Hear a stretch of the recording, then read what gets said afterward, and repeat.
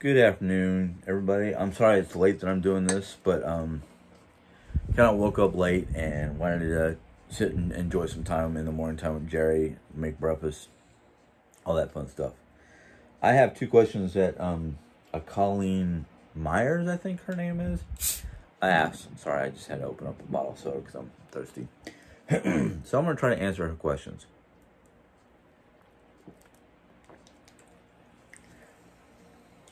The first one has to do with my breathing issues. Now, in order to hopefully get the point across with Colleen and anybody else who's had questions about my breathing, we're going to have to go back to the 80s. Oh, the 80s. 80 to 83 was a fairly good time because we were in Germany.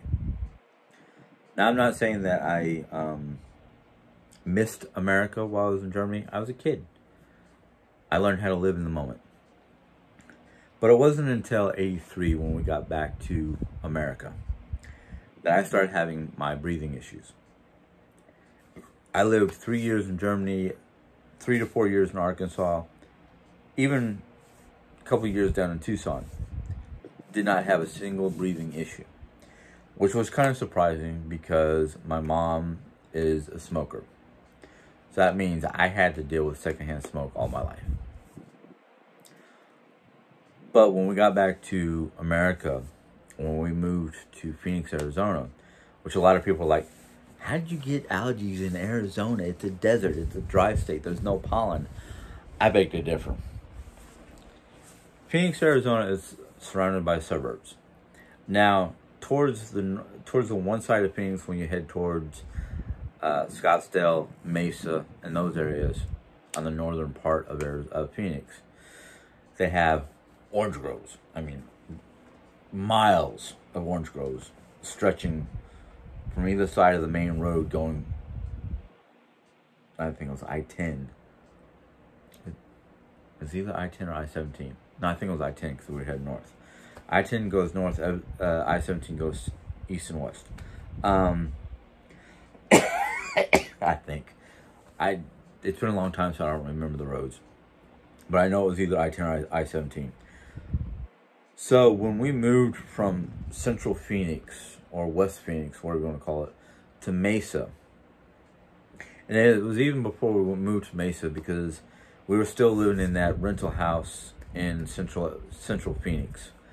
I started developing allergies, which turned into asthma and bronchitis. So the whole time that we were from 83 to 94, 95, I had to deal with not only the seasonal stuff because of the pollen from the orange groves, but just the dust and all the stuff that would go everywhere in Arizona because we got dust storms, we've got the monsoon season, we've got the pollen season, we got just the everyday, dust and debris that is part of Phoenix. So that started up my bronchial problems and my allergies. And boy howdy, there were days where my allergies were so bad. It was like eyes just run watery and gunky and whatnot because of all the stuff. Every time I tried to take a single breath, I'd start coughing, runny nose, sneezing like there's no tomorrow. So I had all of it bugging the crud out of me until the non-military doctors, basically the civilian doctors, and they sent us to an allergist, was like, okay, we have to do an allergy test. It's called a scratch test. It's not going to be all that comfortable because we have to mark things on your back and poke your back and make your back look like a giant tic-tac-toe board. And I was just kind of like, okay, sure, whatever. Kid, young, preteen, didn't really, I just kind of like thought I could take on the world until allergies hit me. Um, so they did the little scratch test, and they basically they draw whatever on your back, and then they just poke you with different little needles with like whatever it is it's basically supposed to detect or show what kind of allergens you have. And it was like, okay, you're not allergic to animals of any kind, but you're allergic to pollen and flowers and mold and mildew and dust mites and blah, blah, blah. Anything that basically you can get into your house. And my family was like, or my parents were like, ooh.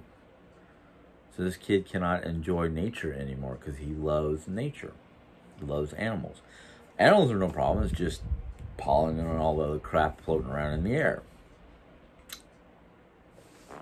So that was a problem I had to deal with. I'm still kind of dealing with it most of my life. Now, when my father passed away in 84, or no, not 84, 85, excuse me, 85. Mom and I were basically on our own in Arizona. Mom had a really good job, so she didn't want to leave. I had a really good school system once we moved to Paradise Valley. And I wasn't even thinking about leaving Arizona because I was like, this is it. This is where we're going to be staying. I'm going to have to suffer the rest of my life because of pollen and because of the air, Arizona atmosphere. Now, what made it worse, especially during the monsoon season, is the winds that caused the monsoon season would go from LA through the Grand Canyon and down into the valley, which is basically Phoenix.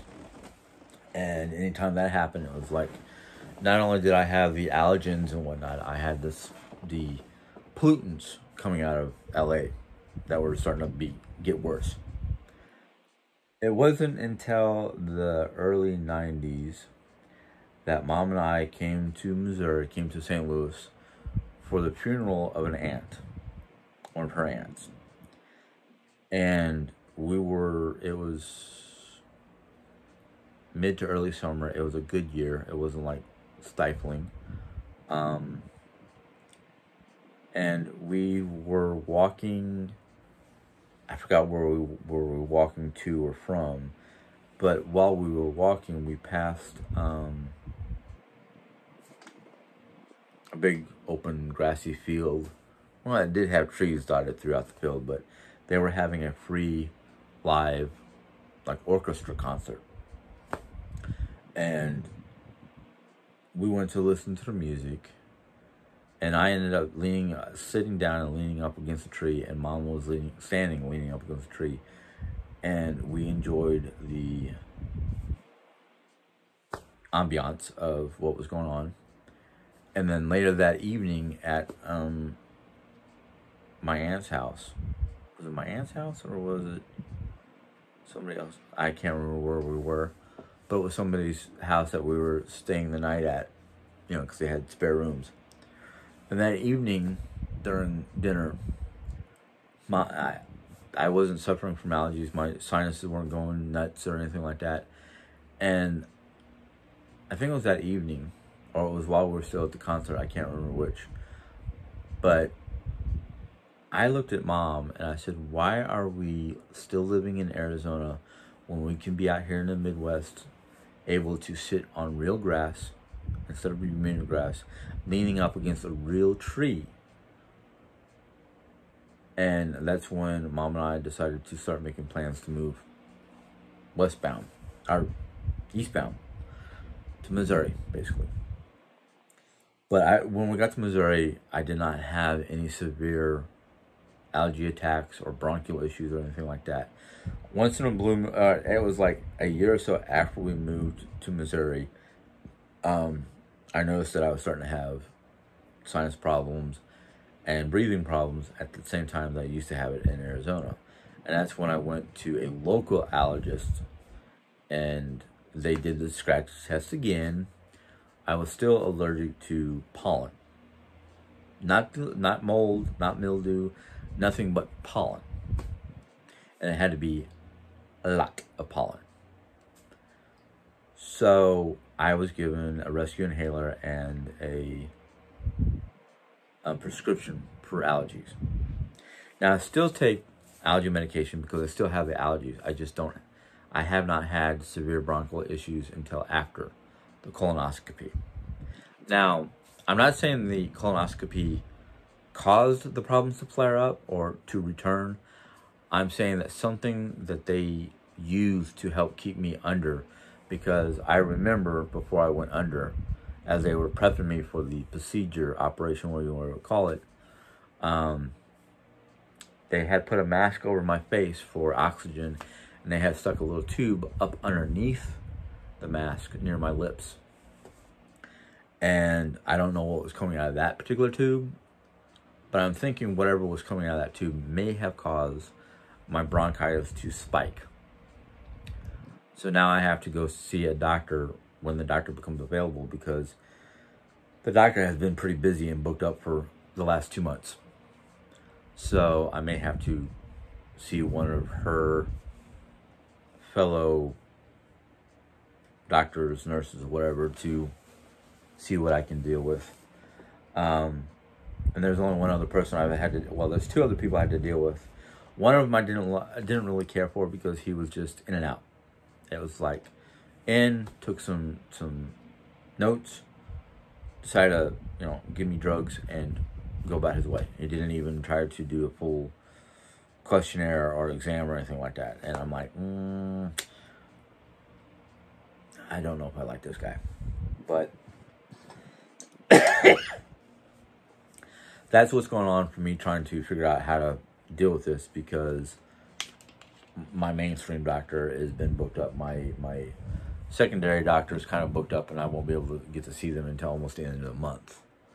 So I might have to Monday call the doctor's office and say, hey, look, I've been having this cough since I had my colonoscopy nearly 2 weeks ago. It's not getting any better. Is there a way you can squeeze me in for a checkup or something so we can get this dealt with and hopefully gone? So hopefully that answers that question. The next question that Colleen Myers had put on there, at least I know this one's Colleen's. I can't remember if the first one was or not. Second one has to do with Jerry Ann. She was asking, how is it Jerry Ann one day can have all kinds of energy and seem to be cured of her problems, yet the next day she's back in bed and, in pain or whatever. Well, this is also going to have to go back a couple days. This is going to have to go back to Tuesday. Tuesday, she had her CT scan. Her CT scan was in the morning. Actually, early afternoon, in the afternoon time. When we went up there, she was feeling good. She was in good spirits and whatnot. And when she came out of the exam and whatnot, she was still in good moods. And she wanted to know if I'd be willing to take her out and about. And I was like, sure, we got nothing. I have nothing planned. I never planned for the day. I have a tentative idea of what I want to do, but if things go sideways, I don't get mad, because it's just that, an idea of what I wanted to do.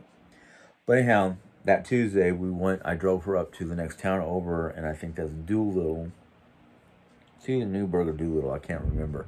Wherever Stuckey's is. If you're from Missouri and know where Stuckey's is, going west past Rolla, you know where I'm talking about. You can remind me what the name is, because I couldn't remember if it was Doolittle or Newburgh. I just know both of them are that way. So we went to the Dunkin' Donuts there, and they were reopened. We thought they were going to be closed because they had minor damage to the building due to the high winds from last week's tornado, which was in our area.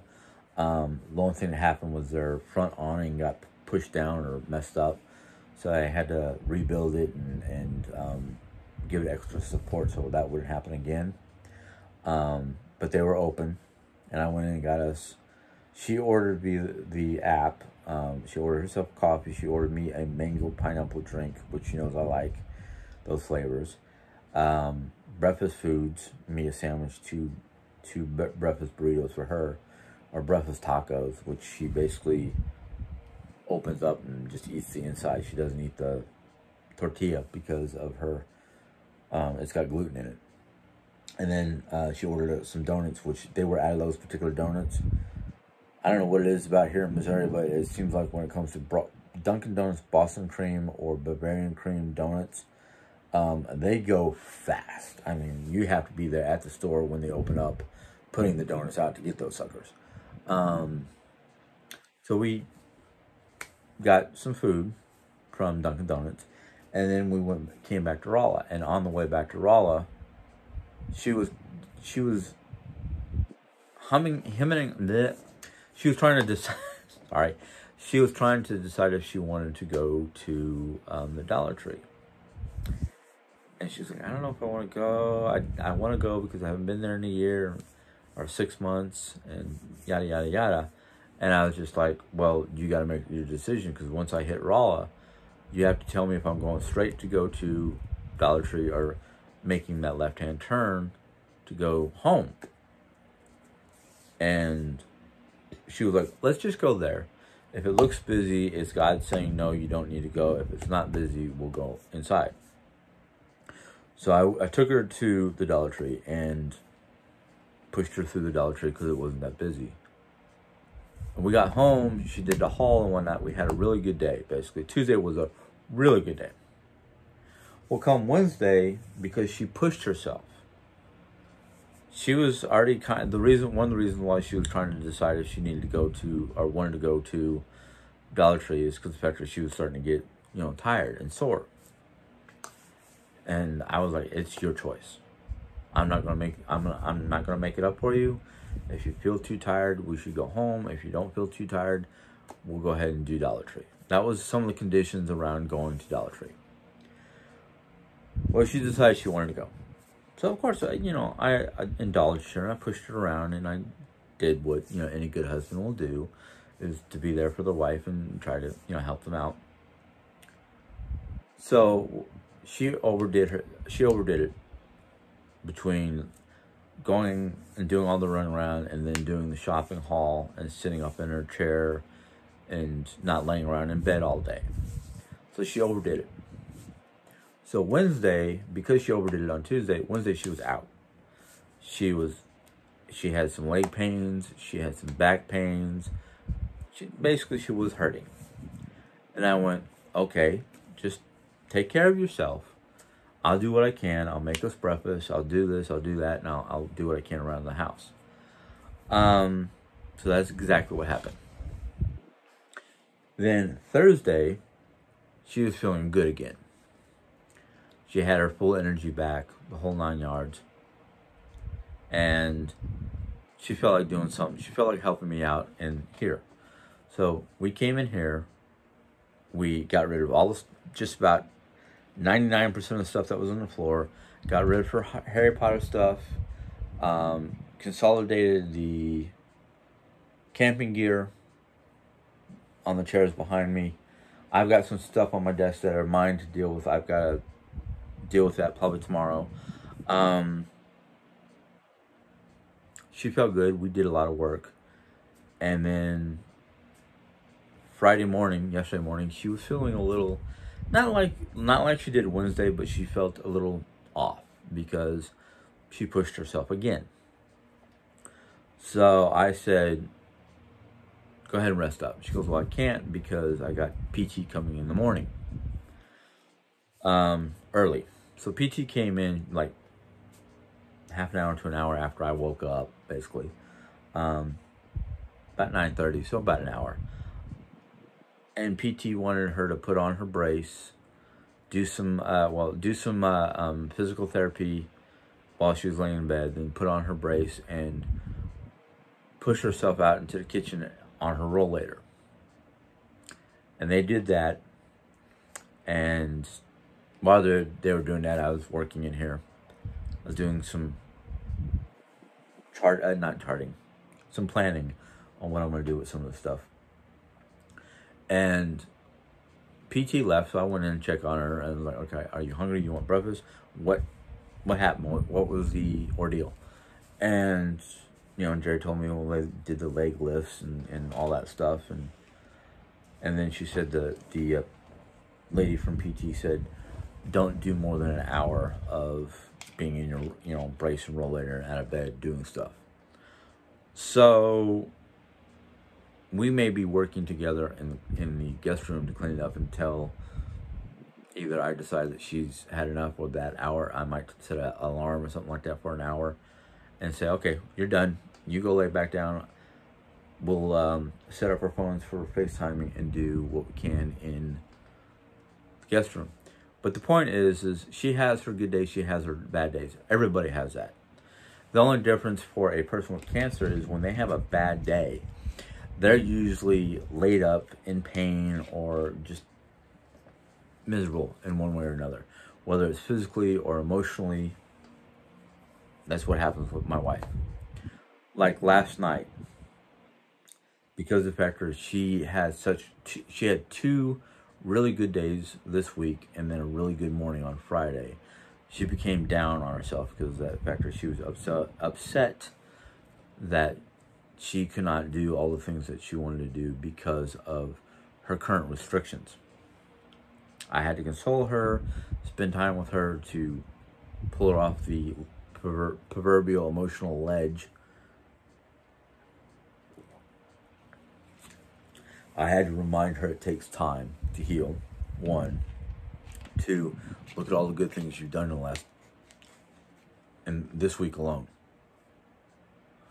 Now, come Tuesday, when she does her CT scan, that's an all-day deal. Because she's got to go up there, she's got to get the solution or whatever it is shot up into her arm. She's got to wait 3 hours, go back and go through the scans, which take a good hour or more. So that's going to be an all-day ordeal. So Wednesday, she may be out of it because of the machine and the things that she has to do for this nuclear bone scan.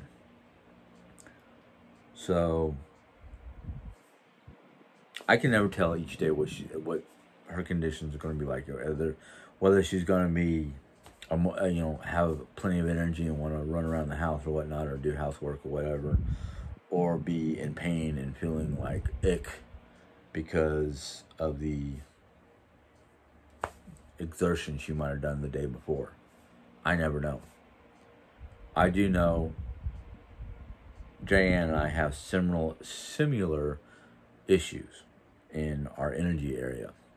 And what I mean by that is she talks about the spoon theory. That each day you only have so many spoons, and each task that you do in that day takes up so many of those spoons, and by the end of the day you're out of spoons and you're feeling wiped out, but you still have things to do and you don't have the energy to do it. I understand that theory because, I mean, there are days I wake up and I'm like, yeah, I can take on the world, and then by 2-3 o'clock in the afternoon I'm like, oh my God, what did I do? What did I do to feel like this? I mean, for me, right now with this cough, every time I cough, that takes a quarter of a spoon. And I have to, I have to wake up. I have to cook. That takes spoons. You know, bring Jerry food or breakfast, whatever. That takes up some energy. Cleaning up whatever room or whatever project I'm on takes up energy. So when people sit there and go, oh wow, you drink a lot of Mountain Dew, you drink a lot of caffeine, blah, blah, blah, blah. Yeah, that's to keep my energy up so I can do what needs to be done until at least 7 o'clock, when I can go, okay, I have one last thing to do. That's a sit-down job. Won't take much energy. Once that's done, I can climb in bed and either fall asleep or read or play games on my tablet. I found out that reading is better because the factor it helps me go nighty night. So I'm like, if I get in there at 8 p.m., I can play on my tablet for about an hour. So at 10 o'clock, I read. By the time 11 o'clock rolls around, 12 o'clock rolls around, depending on how much I read or how much I play, I'll be, ready to shut down and go to sleep. Something caused me to be a restless sleeper last night. And what I'm reading is not really something that usually would disturb me because it's educational, it's information. So maybe my mind took that information and started conjuring up images of that lifestyle or that the past, basically. But anyhow, it's the way it is. I mean, each day can be different. No 2 days are similar. There are some days where she wakes up and she's got energy, but she's only got X amount of energy, and we try to use it for a project or something like that. I don't know. So it's kind of like one of those, yeah.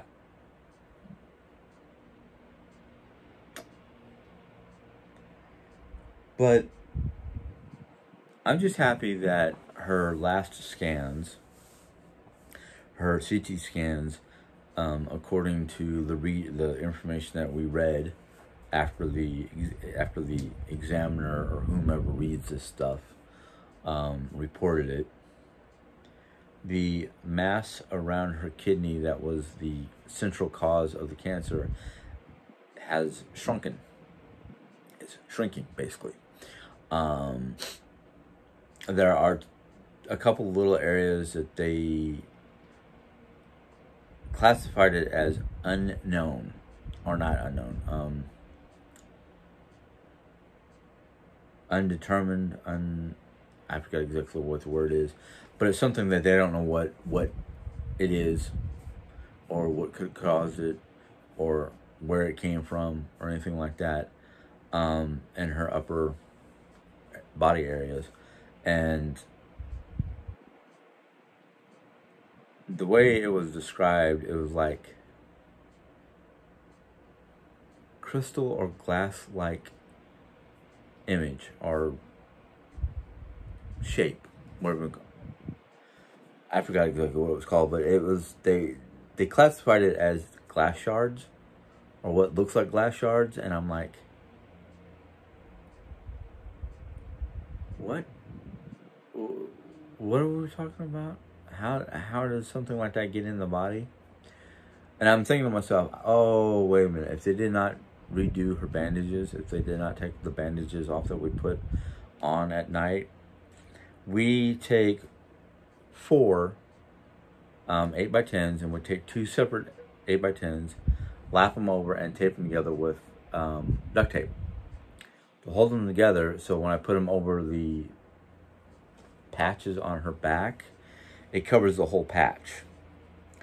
And then I tape it down with paper tape.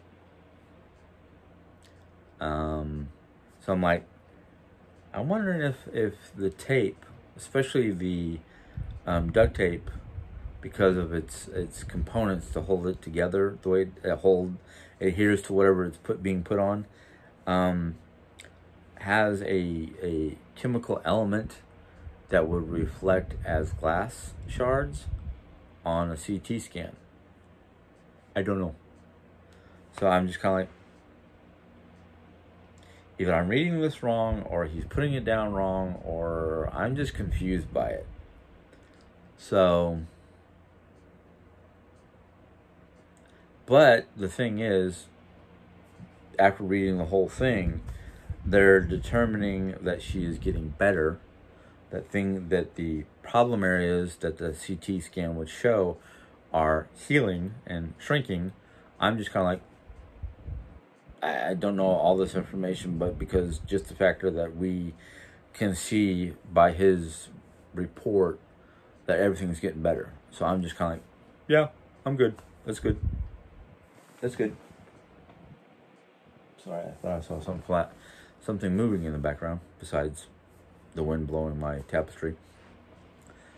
But Tuesday will be the nuclear bone scan, which is going to show how the bones are healing. And I'm hoping they're healing really good and that the 2 vertebrae are showing signs of going back to normal. That way when her surgical team in St. Louis on the 13th says walk and get that, hopefully if they say you can take the brace off, or say as soon as you get the 2 vertebrae back to normal or as normal as possible, you can take the brace. You don't have to worry about the brace no more. That will be the yay. Now we just have to, strengthen her core muscles and, get her walking and doing all the things that she wants to do, so she'll be a happy girl. And then once that happens, we talked about if the doctors give her a green light to start walking and whatnot, we may attempt to either go to Ohio, which means all 3 of us. And if we do that, we're thinking about seeing if Dave and Joyce don't mind Mom sleeping in the house and me and Jerry sleeping, in our van on their carport or in their driveway. So that way we don't have to spend money on a hotel. That will save us some big money, and that's what we're hoping for. But anyhow, I've been in here doing this too long because I've been focused on other things. So I'll bid you guys a good day. Enjoy your weekend. I mean, I don't know where you guys live. My weekend looks like it might be a stormy one and a hot one. But enjoy. If you have a swimming pool or live near a lake or stream or someplace you can go swimming and cool off, do that. Do that. That's always fun. I used to love having a pool. I haven't had a private pool in my yard since Arizona. But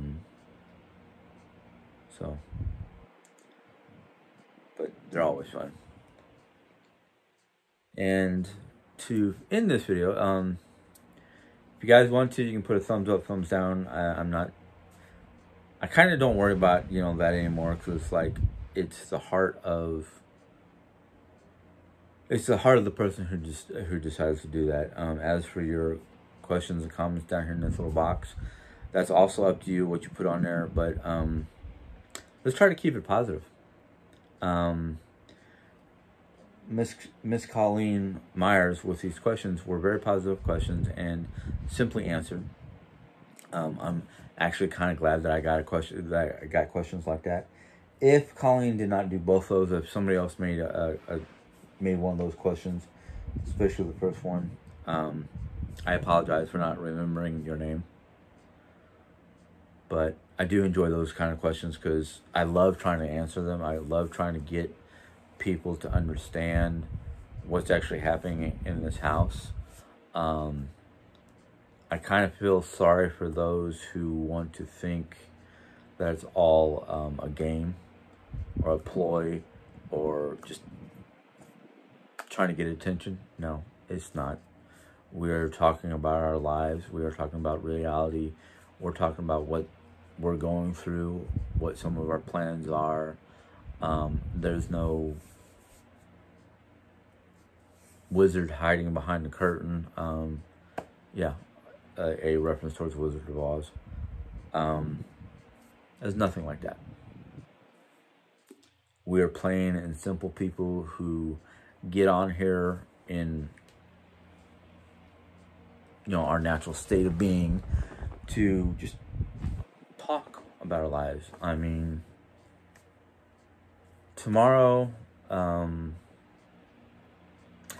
just to let you guys know, tomorrow is probably going to be more biblical than personal.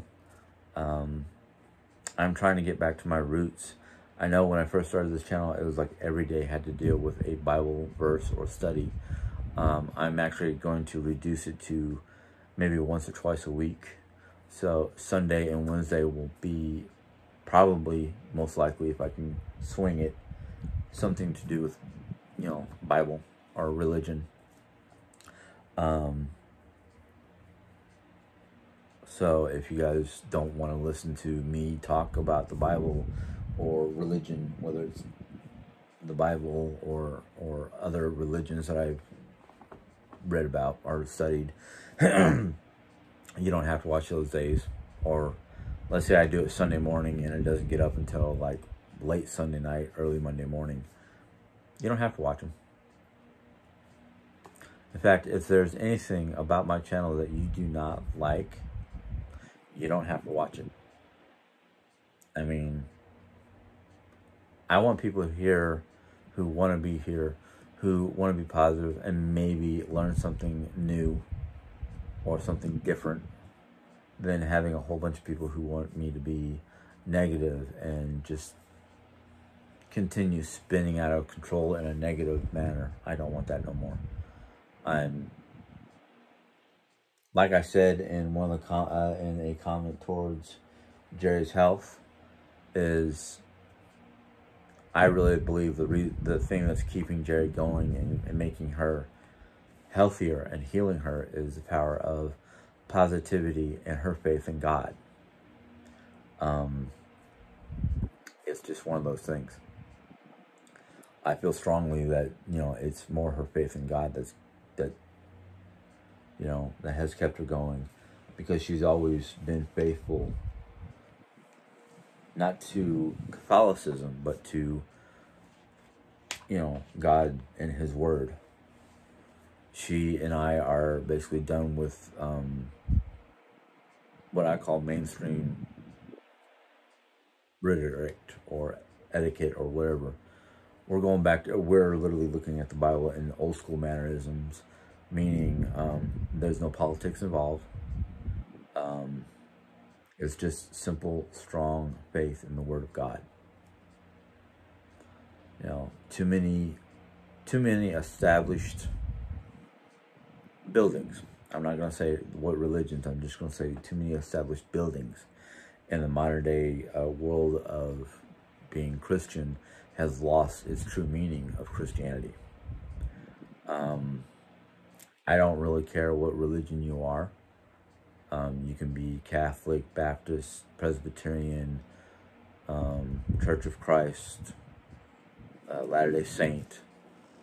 You know, if you're a God-fearing, if you're a God-fearing person, it won't matter the state of your established building or your established church, because if you truly are a God-fearing person and follow the Word of Christ, which leads to the Father, and that's in your heart, it won't matter anything else. Nothing else will matter. It's good that you want to go to a church. It's good that you want to tithe. That's all great. But my biggest problem is just I've been stung or bitten once too often by an established church or established method of their church, and I just no. If you're going against what the Bible states, then no, I can't deal with you. I don't want to deal with you. But maybe that's what I'll talk about tomorrow, is why I don't go to a church building no more, and why I would prefer to stay at home and read my Bible and follow what the Bible says than somebody in a church. Maybe that's what we'll talk about tomorrow.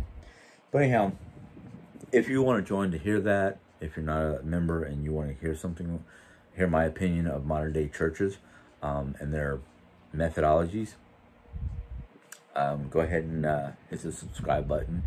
Then a little bell will pop up, and you click on that bell, and YouTube will let you know when that video comes up. So, you know, enjoy the rest of your weekend. See you guys around tomorrow. Oh, no, I'm not going to say it. No. I'm going to keep that to myself. just keep an eye. Let's just say keep an eye on your computers or your notifications if you're a subscriber, because something may or may not happen tonight. Screw it. I'll say it. I don't care. I'm going to try to do a live stream tonight, just me. Jerry knows about it. Jerry said that she might sit in the background and not in the camera, but in the background in the bedroom and just monitor. So if you go to come on to my channel, if I do a live session to berate Jerry or be mean to Jerry, you will be removed, because that's not happening. I don't need that. She don't need that. But yeah, I'm gonna try to do a live session sometime this evening. Geez, I've been in here too long. So we'll see each other later if I do it and you decide to show up. So until tomorrow or later this evening, you guys enjoy. Have a good day. Bye.